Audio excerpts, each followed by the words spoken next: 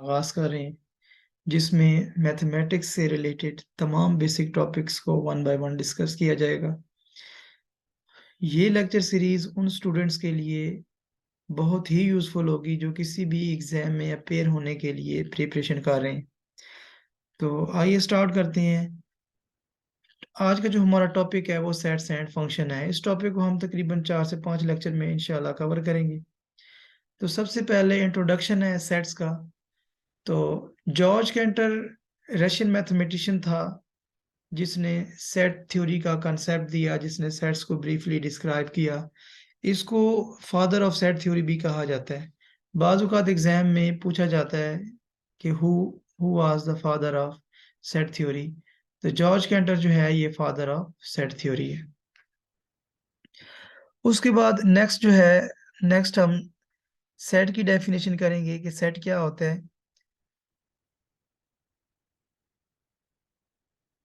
A collection of well-defined distinct objects is called set. A collection of well-defined distinct objects is called a set. तो इसका क्या मतलब है? Set की definition में दो बातें देखने वाली हैं, एक है वेल डिफाइंड और एक है डिस्टिंक्ट। सबसे पहले हम वेल डिफाइंड को डिस्कस करते हैं कि वेल डिफाइंड क्या होती है। वेल डिफाइंड स्टूडेंट्स, जो जो बात हर किसी को क्लियर हो ना, उसको हम वेल डिफाइंड कहते हैं। फॉर एग्जांपल, अब मैं आपसे कहता हूँ कि क्लास के इंटेलिजेंट स्टूडेंट्स का सेट बनाएं। तो अब ये देखिए, क्लास में इंटेलिजेंट स्टूडेंट का सेट आप नहीं बना सकते, क्योंकि एक स्टूडेंट होता है वो किसी के लिहाज से तो वो इंटेलिजेंट होता है। फॉर एग्जांपल, एक स्टूडेंट मैथ में अच्छा है तो मैथ के टीचर्स के लिहाज से वो इंटेलिजेंट है, लेकिन अगर उसकी इंग्लिश वीक है तो इंग्लिश के टीचर के लिहाज से वो इंटेलिजेंट नहीं है। तो इट मीन्स कि ये बात वेल डिफाइंड नहीं है। वेल डिफाइंड का मतलब ये है कि उस बात को हर कोई एक्सेप्ट करे। हर बंदे का नज़रिया, जैसे अब 2 है, तो हर बंदा ही कहेगा ये 2 लिखे हैं, जो मैंने 2 लिखे हैं, हर बंदा ही कहेगा ये 2 लिखे हैं, कोई ये नहीं कहेगा ये 3 लिखे हैं। तो इट मीन्स कि 2 ये जो है ये वेल डिफाइंड है, ये जो वेल डिफाइंड नंबर है। इसके बाद फॉर एग्ज़ाम्पल मैं कहता हूँ जी, गली के आवारा लड़कों का सेट, मैं एक एग्ज़ाम्पल दे रहा हूँ।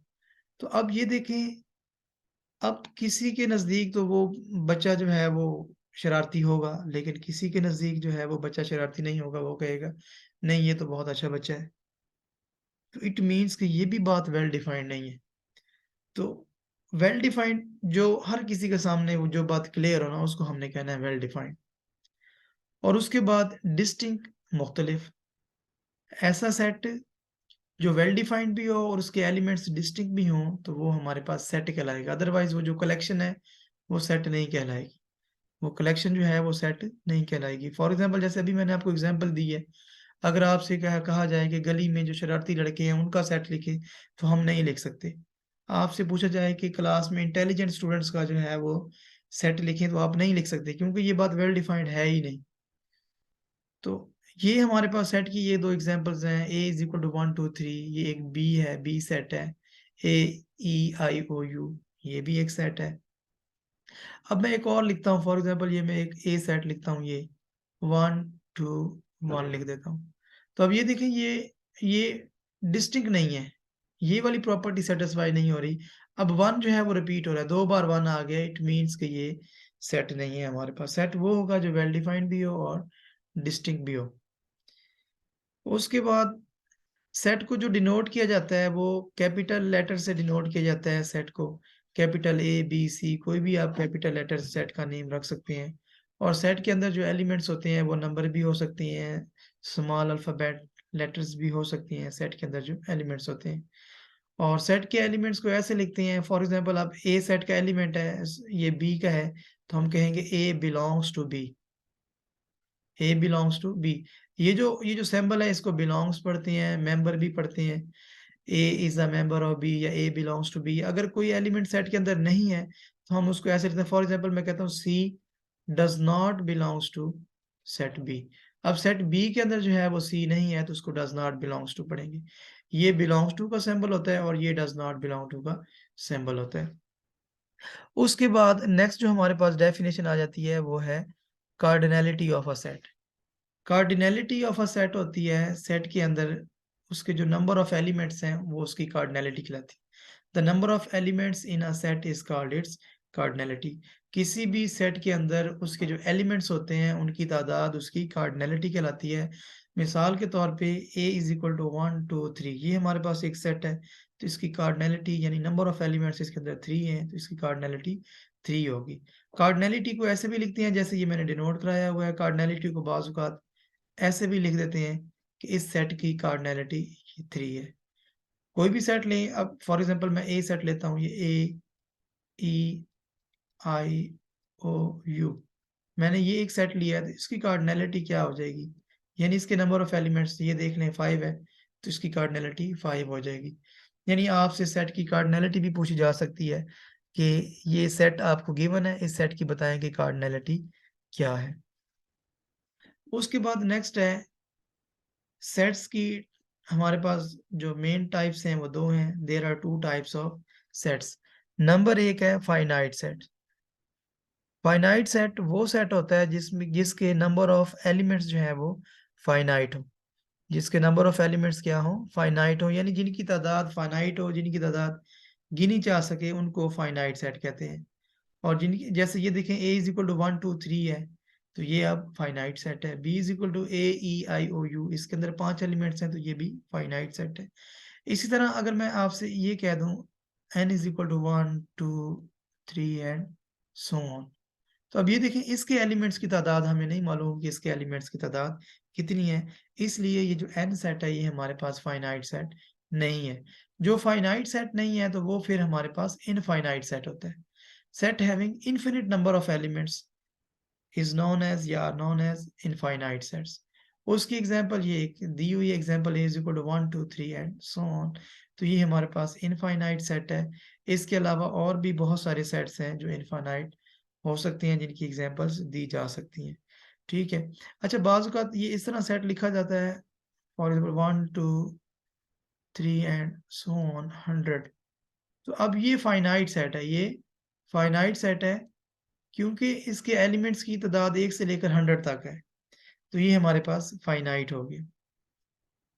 अब ये 1 से लेकर 100 तक है, तो ये फाइनाइट है। अगर ये आगे सो ऑन होता, 100 की बाउंड ना लगी होती, तो फिर ये इनफाइनाइट सेट होता। उसके बाद सेट्स को डिस्क्राइब करने के कितने वेज हैं हमारे पास? There are 3 different ways of describing a set. यानी सेट को डिस्क्राइब करने के, सेट को बयान करने के हमारे पास कितने तरीके होते हैं? 3 तरीके होते हैं। नंबर 1 है डिस्क्रिप्टिव मेथड। जो फर्स्ट मेथड है ये क्या है हमारे पास सेट को डिस्क्राइब करने का? Descriptive method. डिस्क्रिप्टिव मेथड नाम से जाहिर है, नाम से पता चल रहा है कि डिस्क्रिप्टिव मेथड का मतलब कि डिस्क्राइब कर देना, यानी आपने किसी चीज को वर्डिंग में, लफ्जों में बयान कर दिया है, तो उसको आप डिस्क्रिप्टिव मेथड कहेंगे। जैसे अ सेट, अच्छा ये लिखा हुआ है, ये एग्जांपल दी हुई है, the set of all vowels of English alphabets. अब ये देखिए मैंने सेट लिखा नहीं है, लेकिन मैंने डिस्क्राइब कर दिया है अपनी वर्डिंग में, तो ये हमारे पास क्या हो गया? डिस्क्रिप्टिव मेथड हो गया। Set of first 10 natural numbers, set of rational number, set of real numbers, ये सारे मैं जो बोल रहा हूँ ये डिस्क्रिप्टिव मेथड है। उसके बाद आ जाता है दूसरा जो मेथड होता है, वो हमारे पास टेबुलर या रोस्टर मेथड होता है। टेबुलर या रोस्टर मेथड मोस्टली ये यूज किया जाता है आपके पास क्या, सेट में be described bye listing it's elements with in brackets. यानी अगर सेट्स के एलिमेंट्स को हम ब्रैकेट्स के अंदर लिख दें, तो वो जो मेथड होगा उसको टेबुलर मेथड कहेंगे या रोस्टर मेथड कहेंगे। जैसे ये मैंने ऊपर वाला ये जो सेट था, the set of all vowels of English alphabet, ये वाला, इसको ये देखिए, ये इसके एलिमेंट्स को मैंने लिस्ट बना दी, इसके एलिमेंट्स को मैंने ब्रैकेट के अंदर लिख दिया है, तो इट मीन्स कि ये टेबुलर मेथड हो गया या ये रोस्टर मेथड हो गया। अगर ये मैं अगर वैसे बोलता तो डिस्क्रिप्टिव मेथड था, अब मैंने इसको ब्रैकेट के अंदर लिख दिया है, तो अब ये क्या बन गया?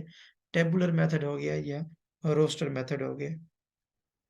अच्छा, आप लोग सोच रहे होंगे कि ये एग्जाम में अब किस तरह क्वेश्चंस आएंगे, तो आपसे एग्जाम में ये पूछा जा सकता है कि how many ways to describe a set, set को डिस्क्राइब करने के कितने तरीके हैं, या कोई सेट राइट करके आपसे पूछा जा सकता है कि ये जो सेट है ये किस किस वे से लिखा गया है, ये सेट बिल्डर फॉर्म में लिखा गया है, या सेट ये टेबुलर फॉर्म में लिखा गया है, या डिस्क्रिप्टिव मेथड से लिखा गया है। तो डिफरेंट किस्म के क्वेश्चन बनाए जा सकते हैं। मेन ये है कि आपके पास जो है ना, आपका कंसेप्ट क्लियर होना चाहिए कि ये पूछा क्या जा रहा है। उसके बाद नेक्स्ट है हमारे पास सेट बिल्डर मेथड है, या इसको प्रॉपर्टी मेथड भी कहते हैं। इसमें हम सेट को सिंबल्स की मदद से जो है वो डिस्क्राइब करते हैं, सेट सिंबल्स की मदद से हम सेट को लिखते हैं। तो ये जो हमारे पास मेथड होता है इसको हम सेट बिल्डर मेथड या प्रॉपर्टी मेथड कहते हैं। मैं इसकी definition, the method of defining a set by describing its properties rather than listing its element, यानी हम उस सेट को उसकी प्रॉपर्टीज से हम उसको डिस्क्राइब करते हैं, बजाय इसके कि हम उस सेट के जो है वो एलिमेंट्स लिखने लग जाएं। हम उसकी लिस्टिंग नहीं बनाते हैं, बल्कि हम उसकी क्या करते हैं, उसकी प्रॉपर्टीज को हम डिस्क्राइब करके सिंबल्स की मदद से हम उसको लिख देते हैं। जैसे फॉर एग्जांपल ये x such that x belongs to n and x less than or equal to 10, यानी अब ये वो नेचुरल नंबर का सेट है, वो नेचुरल नंबर का सेट है जो 10 से छोटे हों या 10 के बराबर हों, यानी अगर मैं इसको लिखूं तो ए ये हमारे पास ये सेट हो जाएगा 1 2 3 एंड सो ऑन 10 तक, ये हो जाएगा। अब ये देखिए अगर ये लेस देन और इक्वल टू है तो फिर 10 तक है, अगर फॉर एग्जांपल ये लेस देन, ये इक्वल का साइन मिटा दे तो फिर 10 शामिल नहीं होगा, फिर 9 तक होगा। ठीक है, तो इस बात का आपने ख्याल रखना है। अब ये x such that x belongs to p, यानी ये प्राइम नंबर्स हैं, प्राइम नंबर्स का सेट है और ये लेस देन और इक्वल टू 12 है, यानी वो तमाम आपने प्राइम नंबर्स लिखने हैं जो 12 से छोटे हैं। तो इसको अगर हम टेबुलर मेथड में लिखें तो प्राइम नंबर्स 2 से स्टार्ट होते हैं, 2 3 5 7 और उसके बाद जो है वो 11 है, 7 और 11 ये प्राइम नंबर्स हैं। अब 12 से छोटे हैं तो वैसे 12 शामिल भी है, 12 शामिल भी है, लेकिन 12 जो है वो प्राइम नंबर नहीं होता, इसलिए हम इसको नहीं लिख सकते। 12 से आगे हमें प्राइम नंबर मिल जाएंगे लेकिन वो शामिल नहीं है। तो ये हमारे पास 3 मेथड थे जिनकी मदद से सेट को डिस्क्राइब किया जाता है। उसके बाद कुछ इंपॉर्टेंट सेट्स हैं जिनके बारे में आपको पता होना चाहिए। ये सबसे पहले जो हमारे पास सेट है वो सेट ऑफ नेचुरल नंबर्स है। इसको n से डिनोट किया जाता है, कैपिटल N से डिनोट किया जाता है, और सेट ऑफ नेचुरल नंबर्स 1 से स्टार्ट होता है, 1 2 3 4 एंड सो ऑन। नेक्स्ट जो है हमारे पास सेट ऑफ होल नंबर्स है। सेट ऑफ होल नंबर्स 0 से स्टार्ट होता है, 0 1 2 3 4 एंड सो ऑन। और उसके बाद सेट ऑफ इंटीजर्स है। सेट ऑफ इंटीजर्स के अंदर प्लस वाले नंबर्स भी आ जाते हैं और माइनस वाले भी आ जाते हैं और जीरो भी शामिल हो जाता है। अब जीरो जो है ये ना पॉजिटिव होता है ना नेगेटिव होता है, इसके बारे में आपने अपने माइंड में रखना है कि जीरो एक न्यूट्रल का किरदार अदा करता है। जीरो ना पॉजिटिव होता है ना नेगेटिव होता है। The set of all odd integers odd integers हमारे पास +-1 +-3 +-5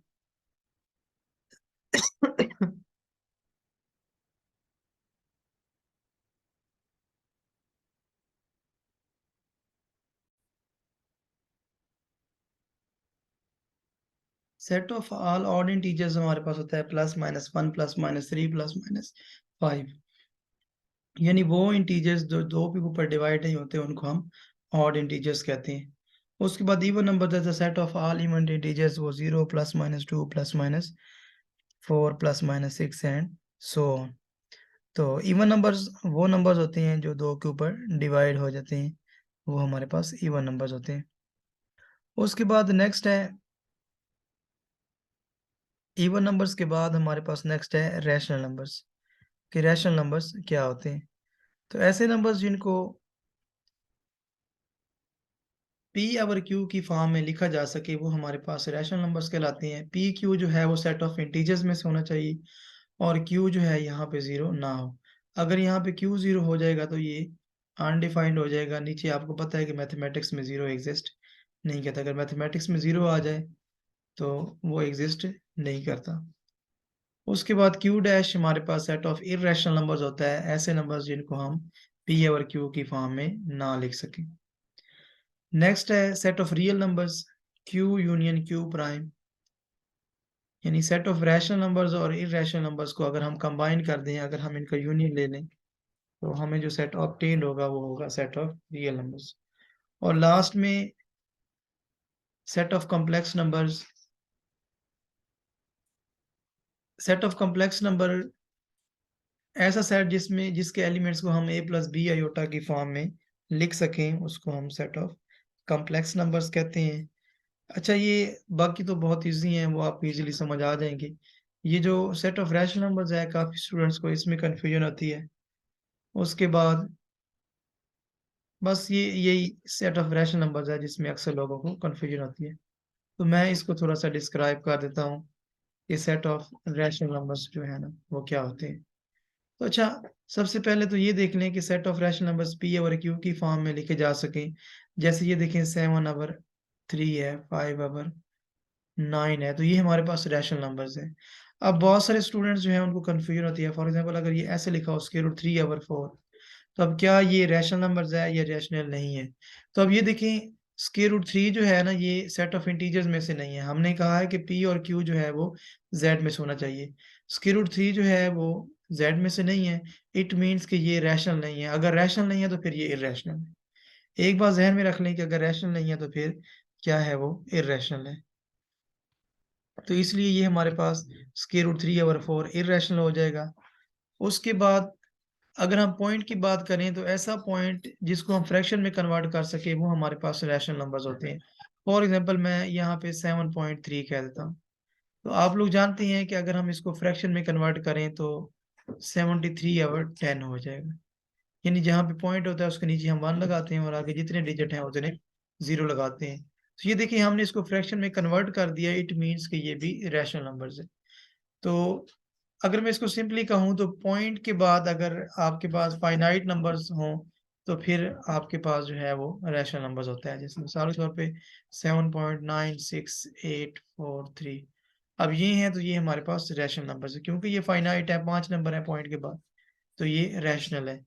अब एक और बात माइंड में रखें कि पॉइंट के बाद अगर नंबर रिपीट हो रहे हैं तो फिर भी वो रैशनल नंबर्स ही होते हैं। जैसे मिसाल के तौर पे 3.6666, बेशक वो ख़त्म हो रहे हैं या नहीं हो रहे हैं, इनफाइनाइट नंबर भी हैं, लेकिन अगर वो रिपीट हो रहे हैं तो वो फिर क्या होगा, आपके पास रैशनल नंबर होगा। अगर पॉइंट के बाद नंबर रिपीट नहीं हो रहा है तो फिर वो रैशनल नंबर नहीं होगा बल्कि वो इर्रेशनल नंबर होगा। रिपीट भी ना हो रहे हों और ख़त्म भी ना हो रहे हों तो वो फिर इर्रेशनल नंबर होगा। अगर रिपीट हो रहे हों और ख़त्म ना हो रहे हों तो फिर वो रैशनल ही होगा। जैसे ये देखिए, ये रिपीट हो रहे हैं लेकिन ये ख़त्म भी हो, ये जो है रिपीट हो रहे हैं, ख़त्म नहीं हो रहे, तो फिर ये रैशनल है। ये क्या है? रैशनल है। समझ आ रही है कि रैशनल में और इर्रेशनल में ये थोड़ा-सा फ़र्क था जो मैंने आपको बताना था। उसके बाद रियल नंबर्स में जो है वो रैशनल और इर्रेशनल, इन दोनों का यूनियन जो है वो रियल नंबर्स होता है। यानी अगर रैशनल है फिर भी वो रियल है, इर्रेशनल है फिर भी वो रियल है। और कॉम्प्लेक्स नंबर्स का सेट जो होता है ये तमाम सेट से बड़ा होता है।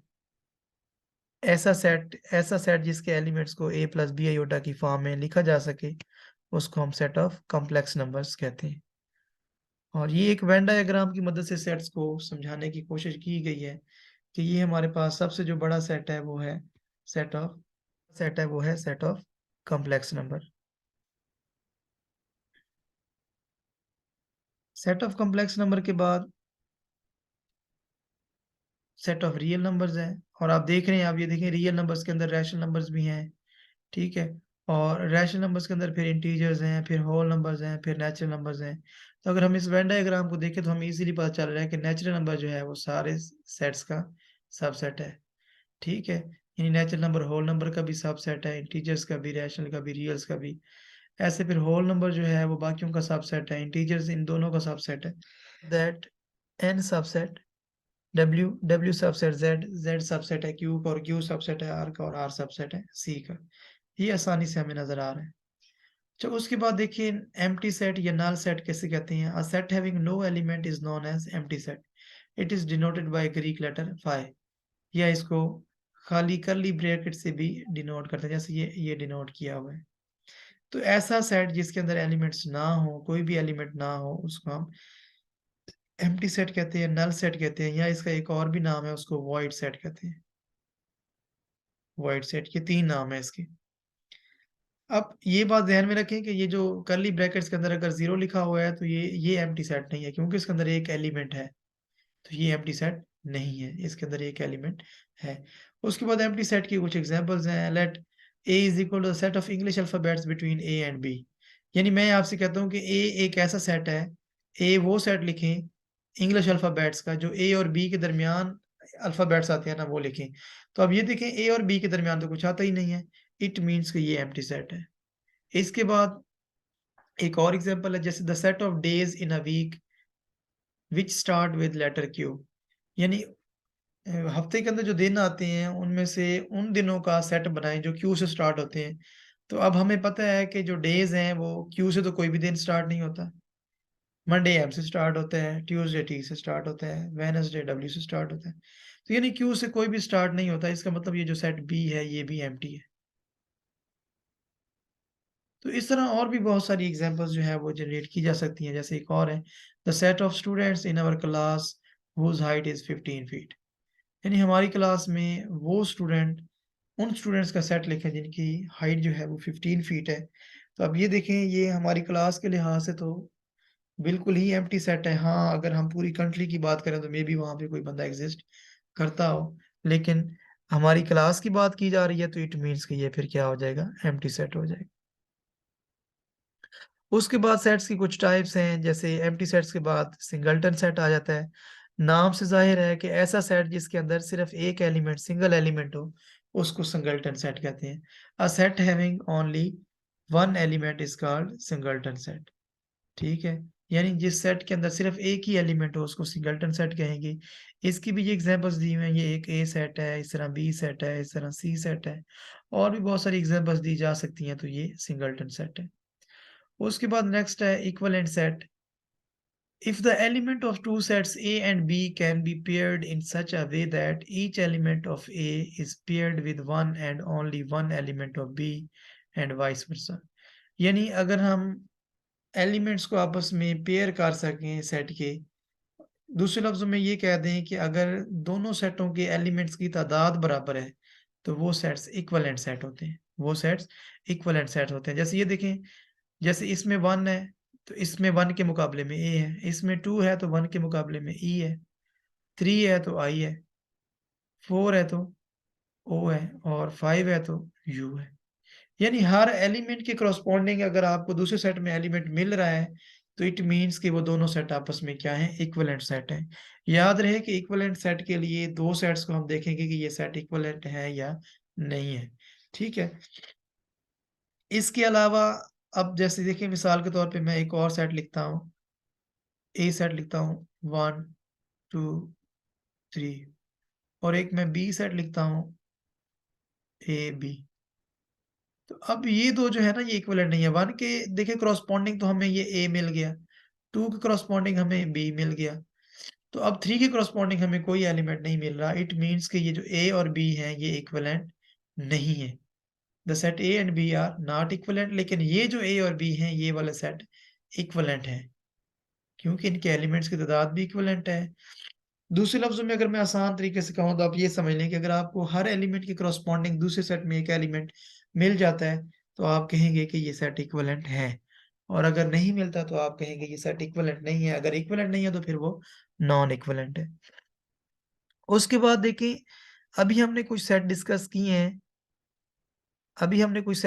किए हैं, जैसे मैंने आपको नेचुरल नंबर्स बताया, होल नंबर्स बताया है। तो अब ये देखिए सेट ऑफ नेचुरल नंबर्स 1 से स्टार्ट हो रहा है, 1 2 3 4 एंड सो ऑन। इसी तरह सेट ऑफ होल नंबर्स है, ये 0 से स्टार्ट हो, 0 1 2 3 एंड सो ऑन। तो अब ये देखें, इसके अंदर भी एलिमेंट्स की तादाद हमें मालूम नहीं है, इसके अंदर भी एलिमेंट्स की तादाद हमें मालूम नहीं है। तो हम ये नहीं कह सकते कि हमें जो है वो करस्पॉन्डिंग एलिमेंट्स नहीं मिल रहे। हम ये भी नहीं कह सकते कि कौन सा बड़ा है और कौन सा छोटा है। ठीक है, क्योंकि दोनों के अंदर एलिमेंट्स की तादाद बराबर नहीं है। इनमें हम जितना आगे चलते जाएंगे हमें करस्पॉन्डिंग एलिमेंट्स मिलते जाएंगे। ये देखें, ये करस्पॉन्डिंग एलिमेंट्स है। तो कहने का मकसद ये है कि ये भी इक्विवेलेंट सेट होते हैं। एक बात याद रखें, इक्विवेलेंट और इक्वल में काफी फर्क है, ये बात ध्यान में रखें। तो ये ना समझ लें कि इक्विवेलेंट है तो वो इक्वल भी है। ठीक है, तो अब ये देखें, जितना आगे मर्जी चलते जाएं हमें हर सेट के अंदर जो है वो आपस में एलिमेंट मिलते जाएंगे। ठीक है, तो इट मीन्स कि ये जो एन और डब्ल्यू है ये भी आपस में क्या है, इक्विवेलेंट है। इक्विवेलेंट है, इक्वल नहीं है। ठीक है, इसके अलावा बाकी भी जो सेट्स हैं जिनके एलिमेंट्स की तादाद इन्फिनिट है, आप उनको भी आपस में इनको कंपैरिजन करवा सकते हैं। उसके बाद नेक्स्ट जो है वो हमारे पास होता है इक्वल सेट। इक्वल सेट्स क्या होते हैं, दो सेट्स हमारे पास इक्वल कहलाएंगे अगर उनके एलिमेंट्स की तादाद भी सेम हो और उनके एलिमेंट्स भी एक जैसे हों, उनकी एलिमेंट्स की तादाद भी सेम हो और उनके एलिमेंट्स भी एक जैसे हों, वो सेट्स हमारे पास क्या कहलाएंगे? इक्वल कहलाएंगे। ठीक है। फॉर एग्जाम्पल अब ये दो सेट्स हैं हमारे पास, set A and set B are equal, that is A is equal to B if and only if they have same element. जैसे ये ए सेट है हमारे पास 1 2 3 4 5 और बी सेट है, अच्छा ये इसकी ब्रैकेट बंद नहीं है, मैं इसकी ब्रैकेट बंद, और बी सेट है 2 1 3 4 5, यानी ये देखिए ये 1 इसमें भी है, 1 इसमें भी है, 2 इसमें भी है, 2 इसमें भी है, 3 इसमें भी है, 3 इधर भी है, 4 है, 4 है, 5 है, 5 है। तो ये दोनों एलिमेंट्स की तादाद भी सेम है और एलिमेंट भी सेम है, फिर ये इक्वल है। अदरवाइज ये इक्वल ना होते। फॉर एग्जाम्पल अगर ऐसे होता 1 2 3 और एक बी सेट होता, उसमें होता 1 2 5। अब ये देखिए ये इक्वलेंट तो है, इनके एलिमेंट्स की तादाद सेम है, इसके एलिमेंट 3 है, इसके एलिमेंट भी 3 है, लेकिन इसमें 3 है और इसमें 3 नहीं है। इसका मतलब कि ये फिर इक्वल नहीं है। ए और बी इक्वलेंट हैं लेकिन ये इक्वल नहीं है। तो अब यहाँ से हम एक अंदाजा लगा सकते हैं, बल्कि यहाँ से हम कंक्लूजन निकाल सकते हैं कि कोई भी सेट जो है अगर वो इक्वल हैं तो वो इक्वलेंट जरूर होंगे। यानी हर इक्वल सेट जो है वो इक्वलेंट होंगे, लेकिन इक्वलेंट सेट जो है वो इक्वल नहीं हो सकते। जरूरी नहीं है कि इक्वलेंट सेट जो है वो इक्वल भी हों, लेकिन इक्वल सेट हमेशा इक्वलेंट होंगे, क्योंकि उनके एलिमेंट्स की तादाद भी सेम होगी और उनके एलिमेंट्स भी एक जैसे होंगे। जैसे इसमें 1 है, इसमें भी 1 है, इसमें 2 है, इसमें भी 2 है। तो अगर ये इक्वल होते तो दोनों में 3 होता। तो ये इक्वलेंट है, अब ये वाला इक्वल नहीं है। तो उम्मीद करता हूँ आपको आज का लेक्चर समझ